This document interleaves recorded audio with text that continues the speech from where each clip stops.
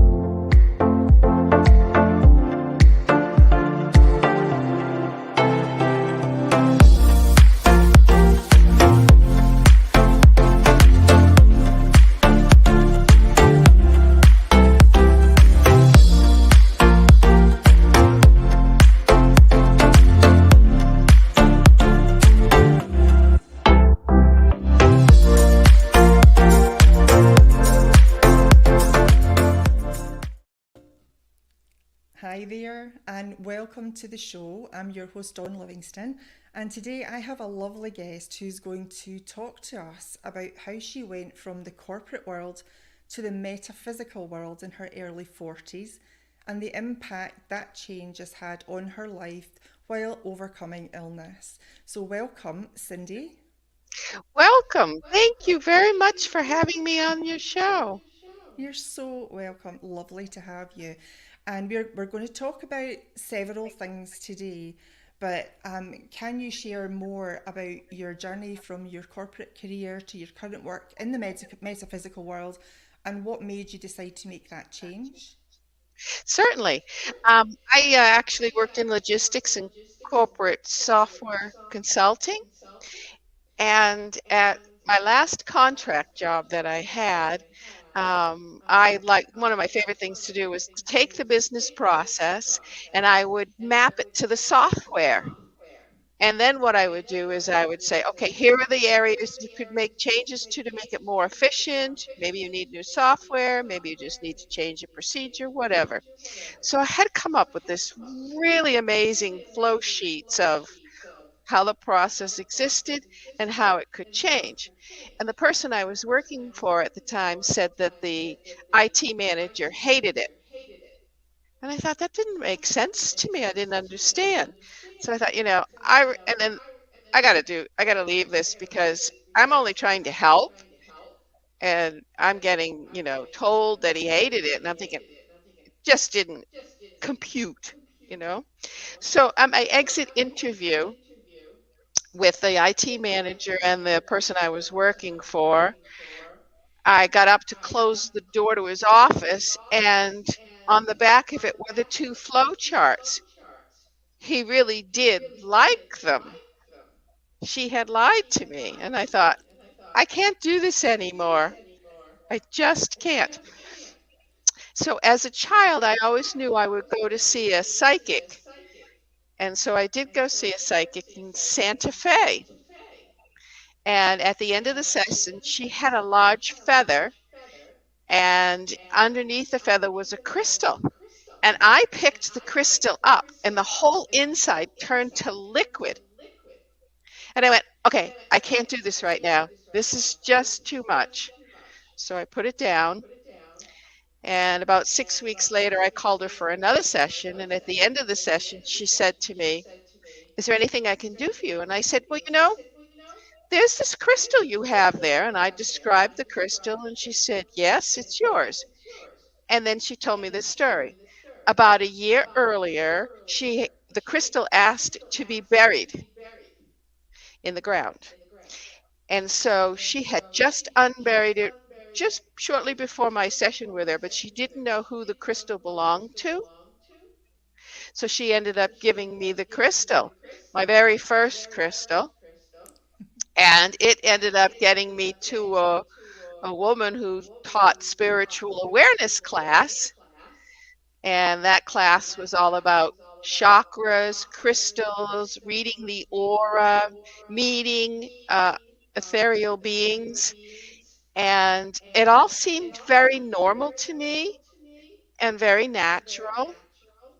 And I started doing readings from that, and I started buying a lot of crystals. And I took a crystal class and I explored some various metaphysical healing techniques. And while I took two crystal classes, I ended up not liking how they did the crystal healings and ended up developing my own crystal healing.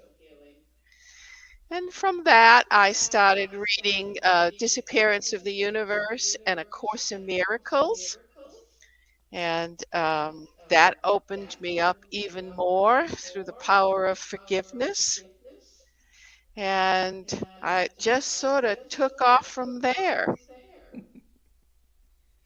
So talk to us a little bit then about the transition from the corporate world to the metaphysical world, because you were telling me that you were undergoing some some ailment, some sickness at the time. Can you talk to us about did that help in your change over? Um, no, actually, what ended up happening was I was diagnosed 25 years ago with stage 4 cancer, which I still have 25 years later.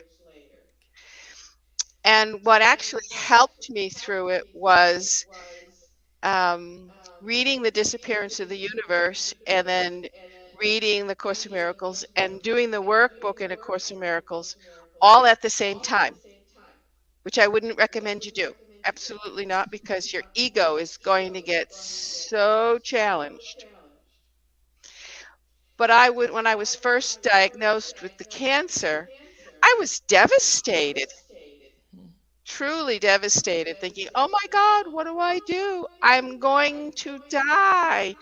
What do I do? And I ended up asking my guides after a month of constant crying. I was exhausted physically and emotionally from crying so much. And I thought, you know what? I can't do this anymore. So I asked my guides and said, what do I do? And the answer was, live your life. Mm-hmm. So that's what I said. It took about a year to get over the constant thinking of the cancer, by the way. But I did. I started living my life. And what happened was while I was reading the books, inspirational sayings started coming to me, pouring. I mean, I'd be in a restaurant, I'd need a napkin to write it down, or I'd wake up in the middle of the night and say, I'd remember it. Nope, didn't remember it. So I had to have a piece of pencil and paper on the nightstand. So all these inspirational sayings came in, and that was 18 years ago. And I decided, I think I need to put these in a book. In the meantime, I was doing crystal healings, of which, by the way, crystal healings is an incredibly powerful healing methodology. Ancient, it's very ancient. It's just not well known.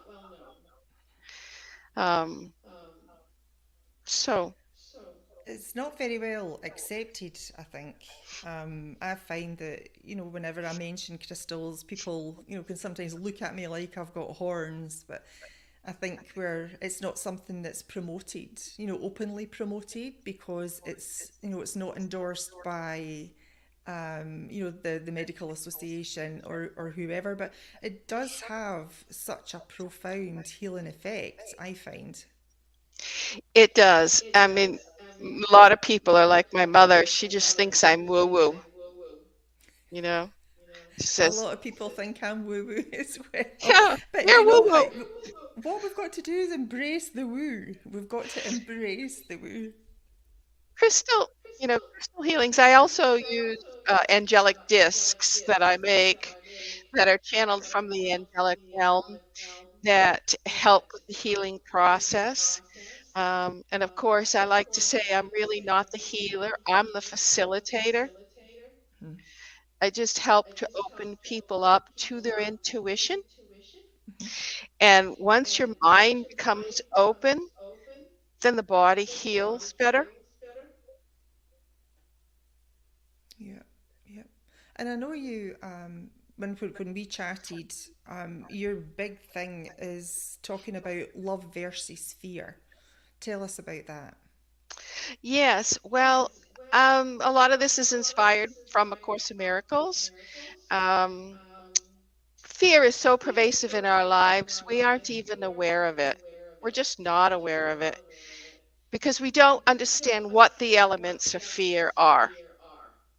So I will give some examples of love, which is kindness, compassion, gratitude, patience, integrity, honesty. Everything else is fear. I mean, everything else. If you think you're an individual, you're in fear. Any judgment that isn't kind and compassionate is fear. We know about anger. Um, Conflict is fear. Mhm. Uh, there are two types of kindness. There's the love kindness and there's a fear kindness, believe it or not. I'm going to say that the fear kindness is when people are kind but accept something in return, which is, believe it or not, most of the world thinks that's what kindness is. I've done something kind for you, you need to do something kind for me. That's not kindness, that's manipulation. Mhm. True kindness is when you just do something for the sake of being kind, and that's it. You expect absolutely nothing in return. Yeah, unconditional kindness. Mhm. Unconditional kindness. Very rare to have, but you really feel good afterwards. So, how would you help a client who is fearful? What would be your approach to helping a client? Some of the ways that I help is by delivering advice that I've been told to deliver. Mhm. Try not to take anything personally because the reality is everybody's just worried about themselves. Yeah. It's just the way it is. And when you deliver the message, this is the important part. It is not your job to care how the message was received or if they received it or when they receive it. You just deliver the message. Yeah. That's the hard part. And I can use myself as an example. For years, and I mean most of my life, I would say something, and people would repeat back to me exactly what I said days, weeks, months, even years later, as if it was their idea.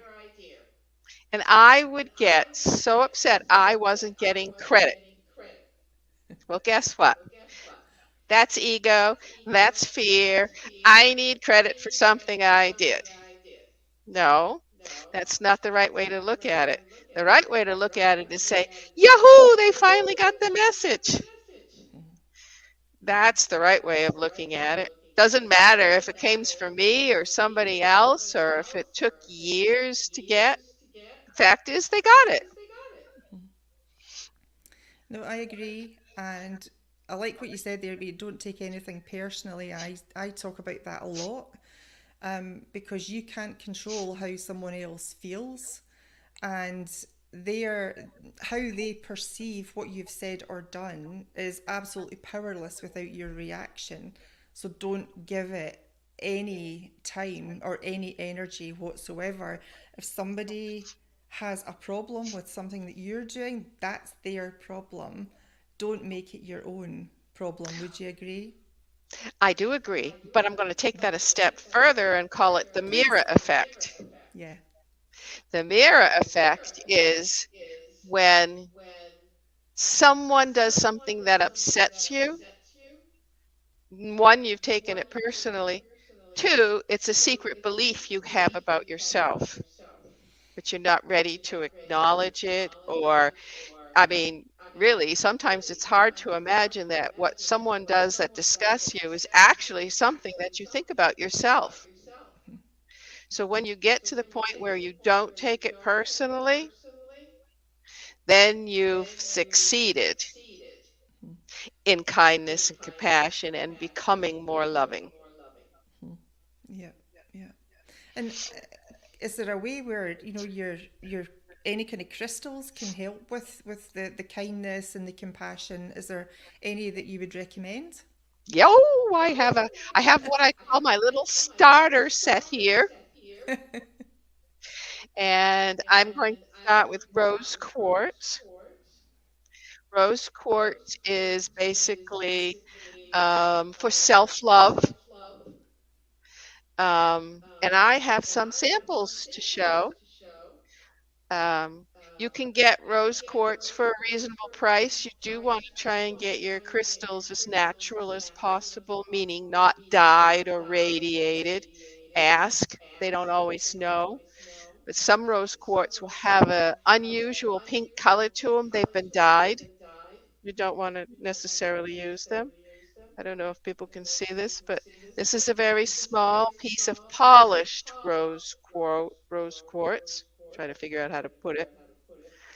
This is a lovely piece of unfinished raw rose quartz.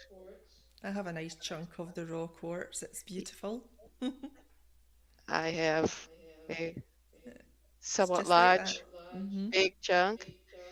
And then I will get to this later, but you want to try and get a palm size rose quartz that fits in the palm of your hands. Sometimes they're called worry stones. They're kind of flattish and smooth. Uh, Rose quartz. Everybody should have rose quartz. Well, let's talk a little bit about the qualities about rose quartz, and you'd mentioned self love, and I probably just the last few years have really gotten that knowing about how loving yourself affects your life, not just understanding it, but actually knowing it and having experienced it myself. So, what is the importance of loving yourself? It is absolutely everything. Yeah. It is absolutely everything. And the one way you get to loving yourself is by undoing the ego. You can't be friends with the ego. You can't suppress it. You can't pretend it doesn't exist. There are a lot of people that say, "Oh, just become your friend." No, none of that really works.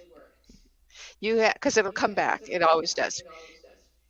You undo it, and you can undo it with loving thoughts, but sometimes it's difficult for us to be 100% loving 100% of the time.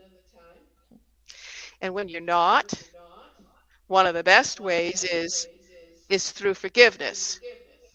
Another way is through gratitude. You can just say simple things like, "I'm really grateful for a sunny day today. Mhm. I'm grateful I'm enjoying my cup of coffee or tea." I mean, these are simple things, Mhm. but you need to start somewhere. It has to start with an idea or an inkling you want something better. Yeah. If you don't have that, then it's a little more of a struggle. Yeah, and going back to the ego there, I think, there are ways for us to lessen the impact that your ego has on you through awareness about what you're thinking and feeling when something happens. And the ego, I know the ego is usually perceived as, something bad, but it's actually a good thing to have. It's there to keep us safe. It's the kind of instigator of the fight or flight. It keeps you safe. So if you're reaching for a hot pan, your ego will tell you, no, don't touch that because you'll get burned.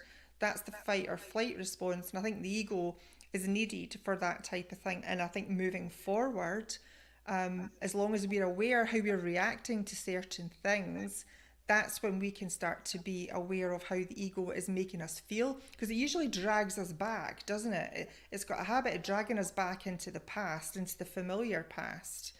And it really thinks that, if you do that, oh, you might fail. That's where these thoughts can come from. Yes, and I'm of the belief you don't need ego at all. Mhm. You want to connect to your intuition, to your higher guidance. That is a better way to go because they don't ever pull you back. But the ego is very deceiving. That's not the right word. Deceptive is the right word. It is insidious. It just works its way in and it shows you a little bit of good and you think, wow, this is great. But right around the corner is the bad and it comes quick and fast. There you go. Well, that's probably a good time just to stop for a quick break. But let's carry on about the intuition when we come back from the break. Okay, we will be Perfect. right back.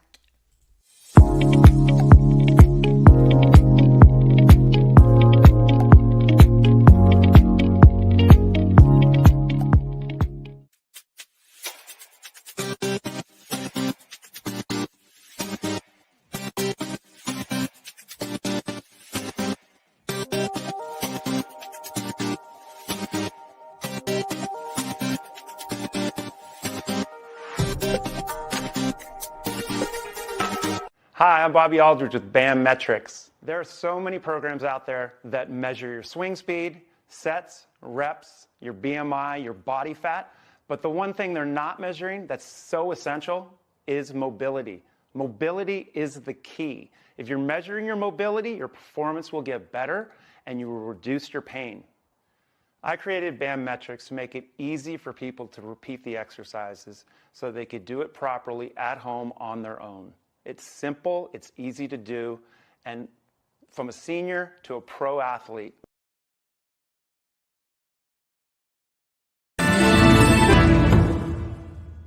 Hey, this is Todd. I'm the host of Personal Development Hacks, where we talk about achieving your goals and living your best life. We can be seen at 7 p.m. Mountain Time on Tuesdays and Thursdays on Achieve TV. So come and join us on E360 TV.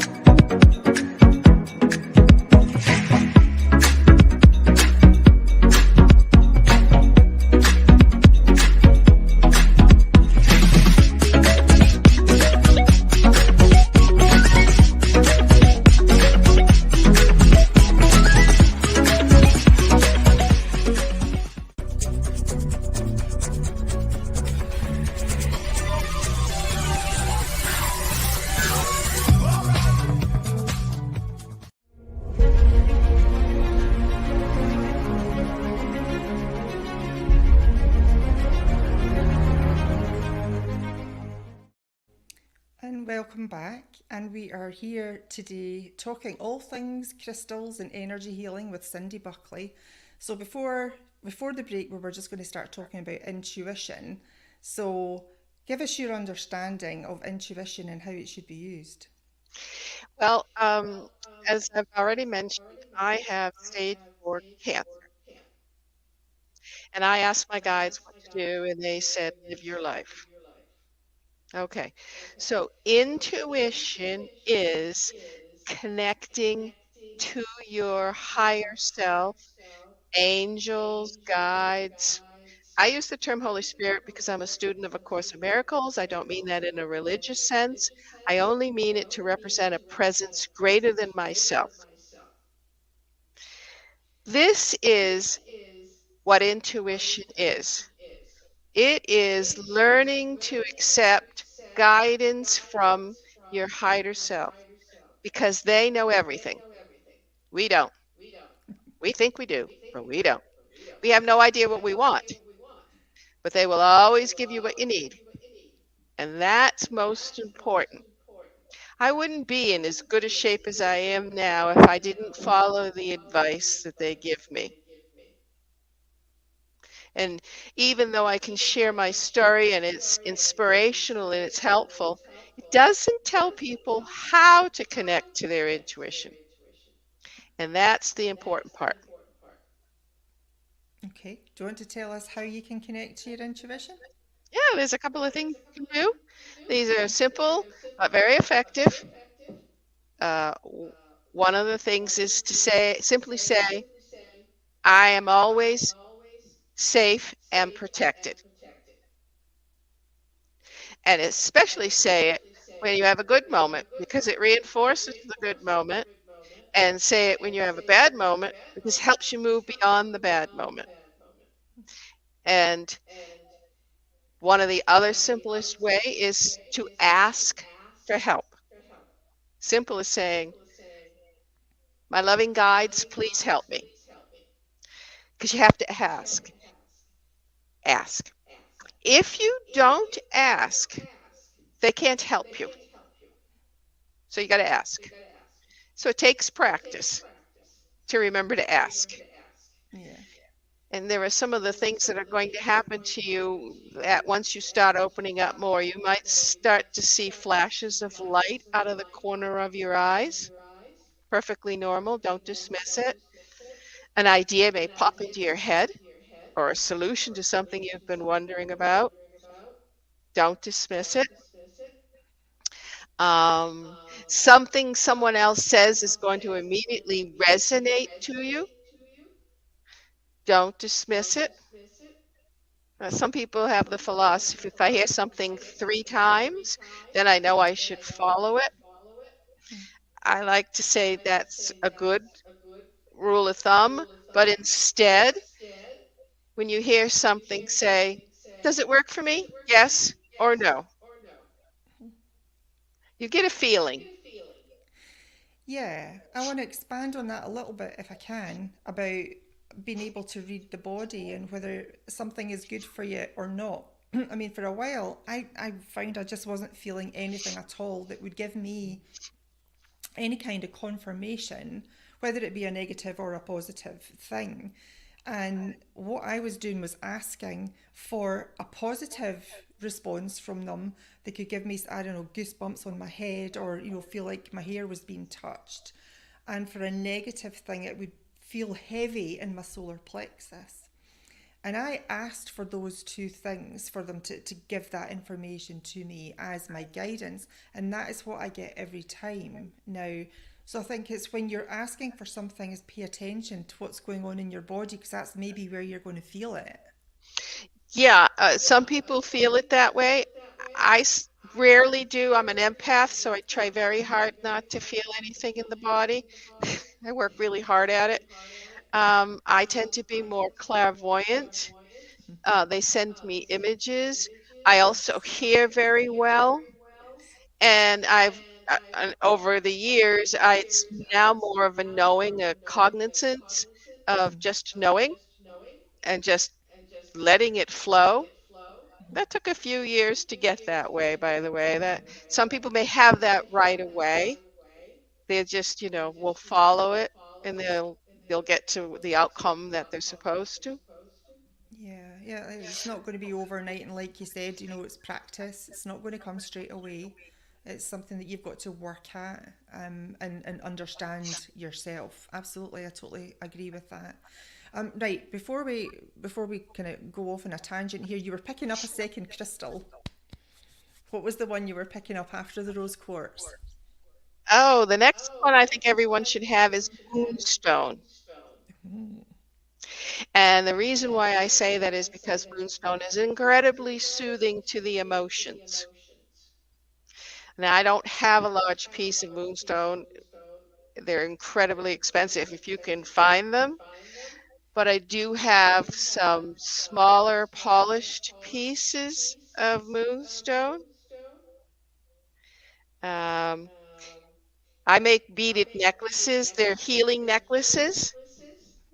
And if you can find rainbow moonstone, that's incredible.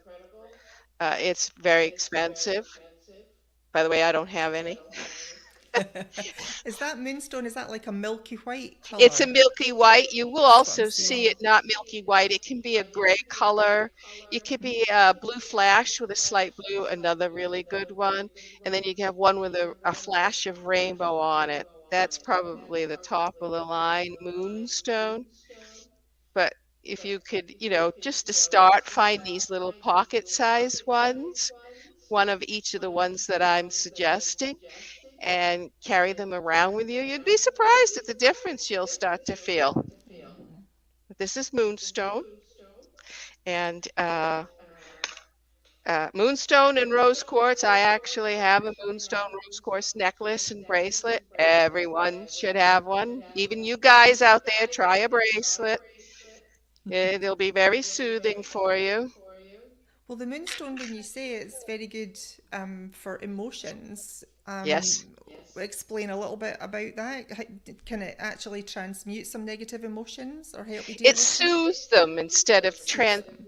I have something else for transmuting that's part of the starter kit.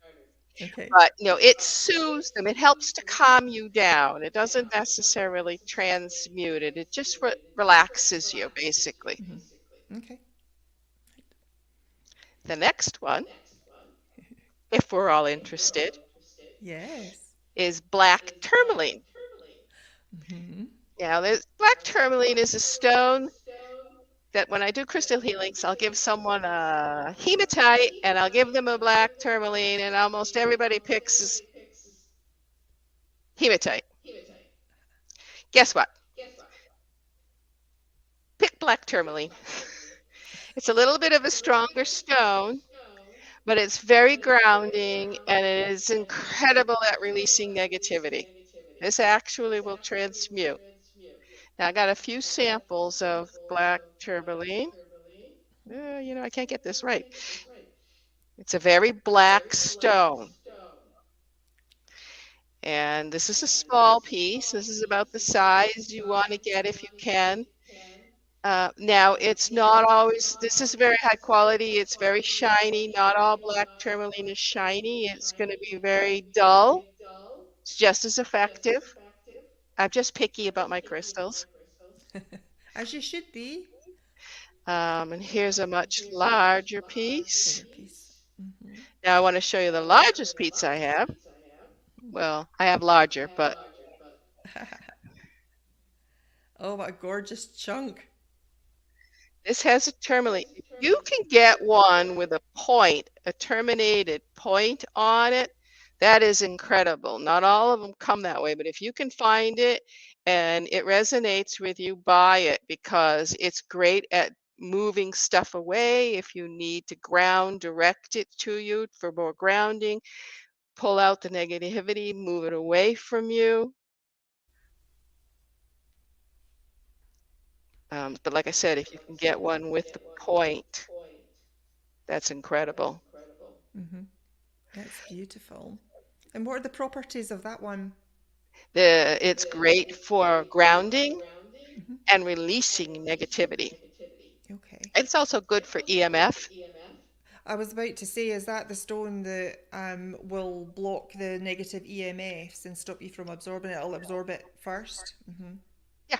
So rose quartz, moonstone, and black tourmaline, they all need cleansing. Hmm. And I'm going to show you how to do that with the last. There are others that we can chat about as well, but my starter kit is here. Your starter kit. Yeah, my starter kit, I call it. This is kind of like the ones that everybody should have. Mhm.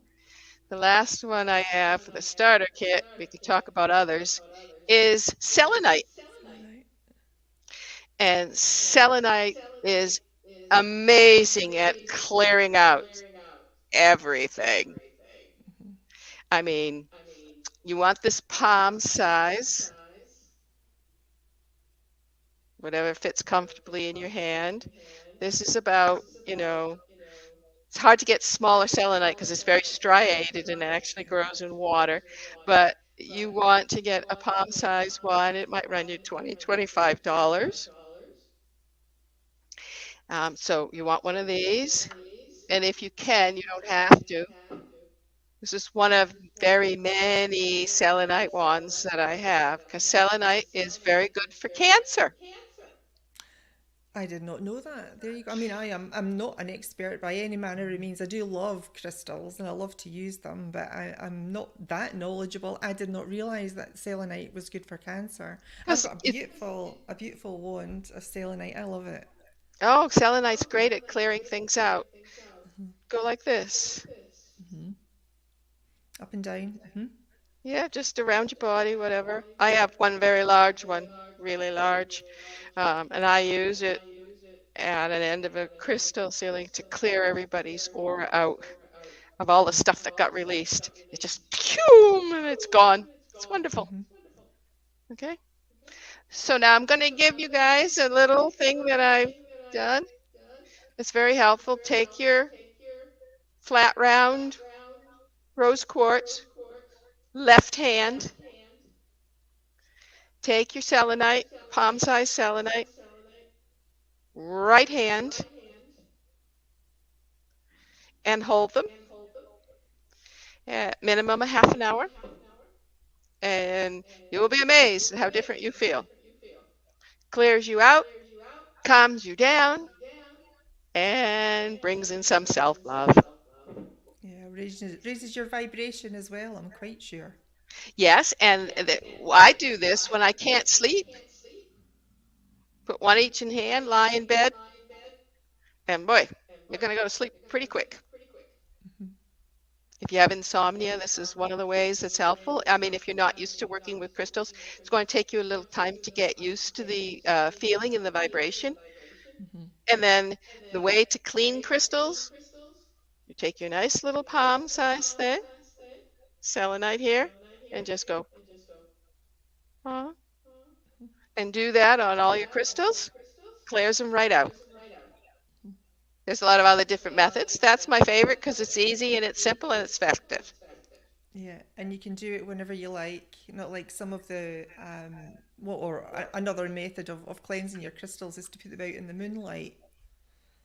Moonlight, water, not all water, not all crystals should go in water. Yeah. Sunlight. Some people use salt. I don't recommend salt. Sage. I don't find that as effective. And if you happen to have a Tesla purple plate, that works really well. I have one. I have a little one, a I have little a little one round and I have one. a big one. I put it under my pillow, and my goodness, does it bring out the dreams? They're pretty profound.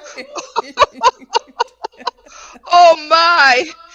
It's very interesting, let me No tell you. It doubt. gets you thinking. Gets you thinking. Can you tell us a little bit about one of my favourites? And this is a piece of Labradorite. Labradorite. Yes. It is a very, let me see if I can find the right words for it. It is, it's great at scattering emotions. I don't mean that in a negative way, by the way. It actually just goes poof, and once the poof happens, and then it just brings you back to a calm center. Maybe that's why I always feel so good when I pick it up. When I pick it up and hold it. Every so often I get drawn to certain crystals and I'll pick them up and I'll hold them. And every time I pick one up, it always feels icy cold to me until I hold it for a few minutes. And you would think that, the air around about it would make it cold, but not in East Texas, especially this summer. It's definitely not to do with the air around it. So yeah, well, that's very interesting, scattering the emotions. I like that. I like that. It goes poof, Hmm. scatters them away, and then it just sort of jumbles them up, takes them out, and then it brings in a soothing. Because crystals, some are giving, some are receiving. Hmm. Some send the energy out, some pull it in. Okay. Well, talk a little bit more about that. I wasn't aware of that. Oh yeah, let me think of a crystal. Um, Quartz is an amplifier, Okay. so pushes out. Rose quartz, um, yeah, I'm gonna show you my great big sphere. Oh, gorgeous. Rose quartz absorbs, Okay.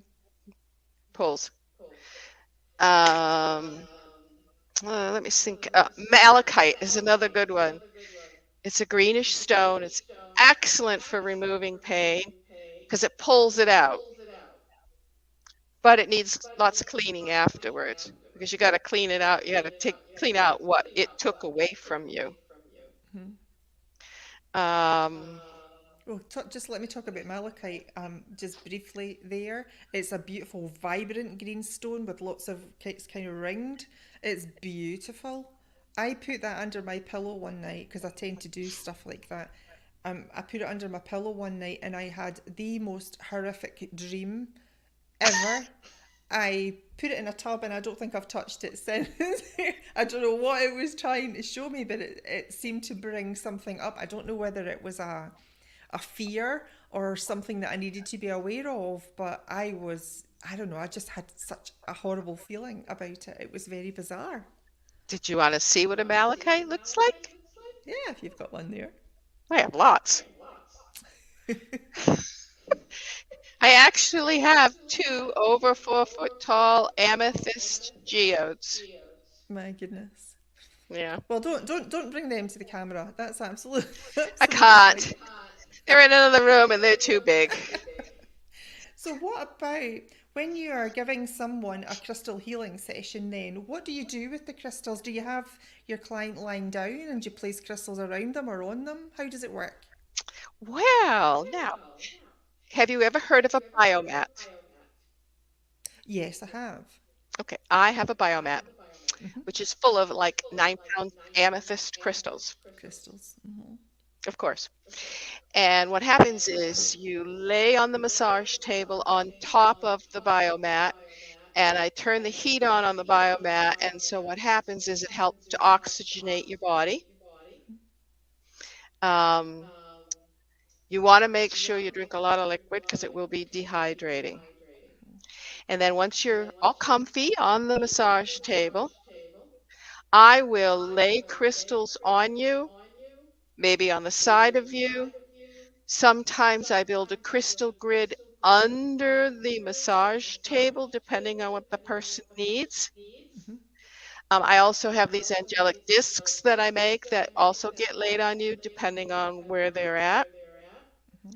And so most of the crystals get laid on them, but I don't lay a lot of crystals. I do, they often get laid in clumps on different parts of the body or on the side of you or down by your feet. I seldom put them in a person's hand because it's kind of distracting to hold them, although the hand chakra is a great place to absorb things. And I have some tools. I have a biogenesis tool, selenite. I have laser wands if I'm doing surgery. Yes, you can do surgery with crystals. Yeah,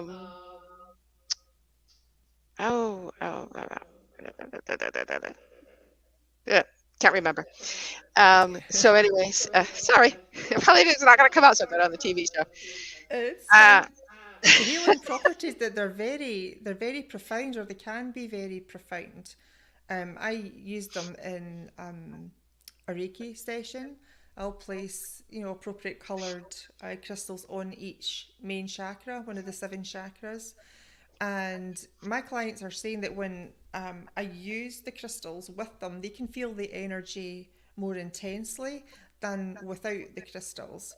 So I always like to use them. So I know that they are very, very helpful in healing not just the physical body, but all the other bodies, the mental, emotional, the spiritual, And I know that you can see auras. I think when we chatted, you were saying that you could see people. Can you see the color of people's auras? And from there, you can understand what it is, where the imbalance is. So what is it you see? Tell us what it is you see, because when I look at someone, I just see it's almost like a fog that emanates out from it. And sometimes it's a different color, but most of the time it's kind of an off-white to me. So what is it you see? I actually read auras. By the way, it's very inappropriate to read an aura without permission. Yes. So I don't do it, but sometimes if somebody's having a mental issue or a physical issue, it just sort of comes out and it hits you and you can't really stop it. You try, but you can't. I don't know. It varies for every person what I see. The milky white that you're seeing is a cloudiness in the aura that needs to be cleared out because you want the aura to be about arm's length away from the body. You want it to be as clear as possible. Um, sometimes I'll look at the body and I see black spots. Sometimes I'll see different colors that a person's not supposed to have, believe it or not. So, what would the black spots relate to? That's Well, there's a interesting. couple of things. One could be a shield that they put there or someone else put there.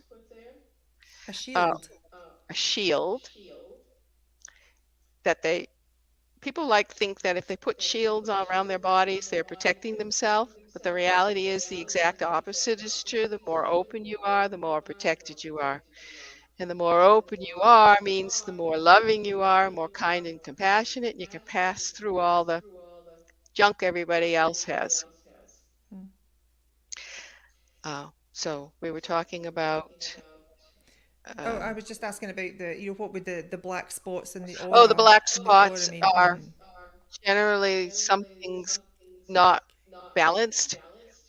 And a lot of times I can see it as an ending coming. A nice way of saying something is dying. Okay, all right. Doesn't mean they're going to physically die, but there's something about them that's not working properly. Okay. So it could be the end of a relationship or the end of some kind of work. Would that Be be the end of anything. anything? Yeah. So it's not always about death. And I know you do some work with people who do you work with people that have lost someone, someone that's transitioned, yeah? And how quickly does the healing session that you give them, how quickly do they start to feel relief from that grief? That just varies on each individual. I can't actually give a definite answer to Yeah. that. Some people can go through it quickly. I see a lot of people hang on to their grief. They don't seem to want to let it go because they're feeling guilty for something. Like they're the ones that are alive is ultimately the guilt that they feel. It's just, grief is a really tough one. Yeah. And it's all about, how long they do want to hold on to that, because it's maybe something that they've got to go through before they can release it and move on. Um, I know that you have written one book and you're writing a second. Can you tell us about both of those? The first book, called Love Awakens You, is about recognizing and understanding the difference between love and fear. And it helps you to expand your awareness away from fear to love. The book is written in such a way that what it does is the way the words are put together, it helps to unlock your true potential. So if you think of how a lock is, you put a key in a lock and a tumbler turns. Okay? And then you turn a little further, another tumbler turns. And guess what happens? A little bit more light comes out. Okay? That's where you want to get to. The book is very easy to read. There are no affirmations, journaling, or self-help techniques to do. You just have to read the book from beginning to end, slowly. The second book, Love Saves You, should be out in about 3 months. It goes more in depth, goes a little bit deeper to peel off more layers of fear that you can let go. And by doing all this, it helps you to give you the courage to make positive changes in your life. And Okay. yes, you just have to read the book. There are some people that don't believe it. Believe me, just read the book. You'd be surprised. So can your book then, can that help people to, I suppose, find their true essence, to allow them to go within and understand with a real knowing, I suppose, that they have to take things into, take their own healing into their own hands and start from within instead of looking out with themselves into the material world where we all know that, physical things and material things can just help calm us for a little bit of time, but it's not at that deep level where healing needs to occur. Can your book help people with that? Maybe to find their true purpose or at least guide them towards their true purpose? Absolutely. Yeah. Yes, absolutely. It's about changing your thought patterns Hmm. because you want to go from fear to love. To love. Yeah. Now, we've been in fear for eons. We're not going to jump overnight from fear to love. We can try, but probably not going to happen. Yeah. I totally understand that. Um, can you give us some, I suppose, success stories of clients that you've had that you've worked with and what their changes have been? I can. I had one uh, person who really thought I was woo-woo, believe it or not. No. And she she actually had sepsis and was Sepsis. blood Okay. d- disease. I forget what it's Okay. called. And she called, texted me, believe it or not, and said she didn't look good. She wasn't going to survive much longer. Was there something I could do for her? Hmm. All I did was simply ask my guides to help her, what's ever best.